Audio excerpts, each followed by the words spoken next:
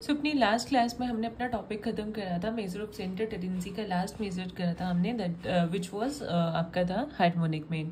हमारा next topic है selection of an average, कि हमने किसी मतलब जैसे हमने एवरेज पढ़े तो हमें उसका सिलेक्शन कैसे करना है, किस बेसिस पे। ठीक है, देखो इसको एक बार रीड करेंगे हम।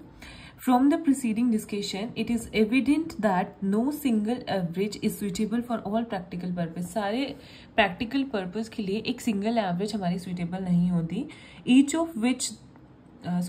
one of the average has its own merits and demerits and thus its own particular field of importance and utility. ठीक है, We can't use the average indiscriminately. ठीक है, हम indiscriminately average को use नहीं कर सकते.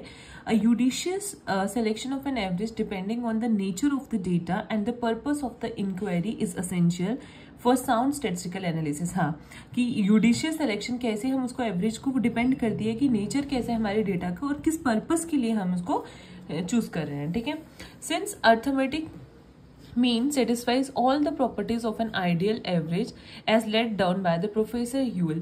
मतलब अर्थमेटिक मीन जो है वो सारी प्रॉपर्टीज जो है आइडियल एवरेज की वो सेटिस्फाई करता है. प्रोफेसर यूल ने इसके बारे में बताया.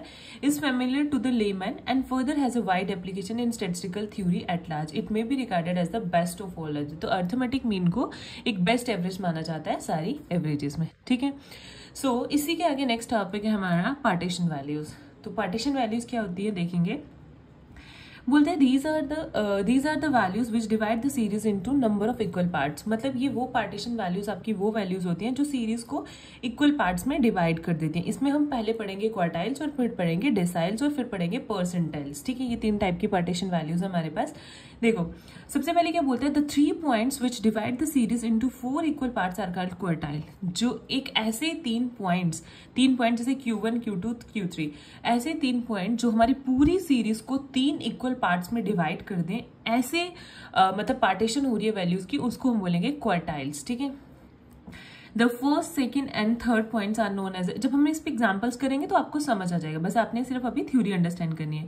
The first, second and third points are known as the first, second and third quartile. Obviously first, second and third को क्या बोलेंगे, first, second and third quartiles होंगे वो हमारे respectively.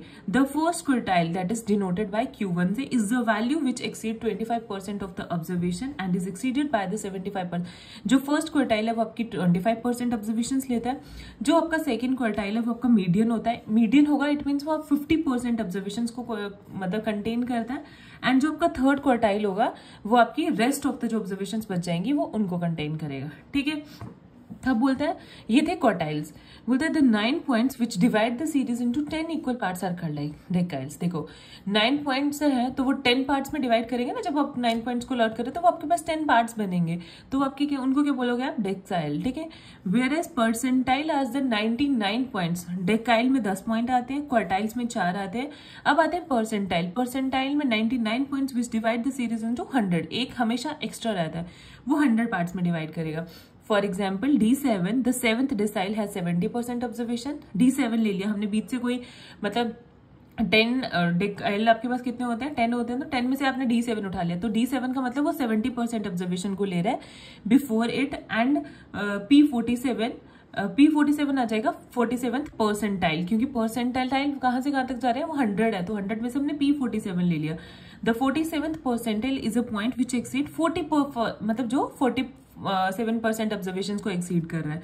And the method of computing the partition values are the same as those of locating the median in case of both. जिसके में अगर हमें पार्टीशन वैल्यूज को लोकेट करना है, मतलब वो करना है, तो सेम मीडियन की तरह करेंगे जैसे उसके डिस्क्रीट और कंटिन्यूस के केस में करा था. ठीक है, ये इसकी थोड़ी सी थ्योरी थी. जब हम इसमें 1 by 1 एग्जाम्पल्स करेंगे तो हमें और भी अच्छे से अंडरस्टैंड होगा. ठीक है, वो हम नेक्स्ट क्लास में इसकी एग्जाम्पल करेंगे 2.20.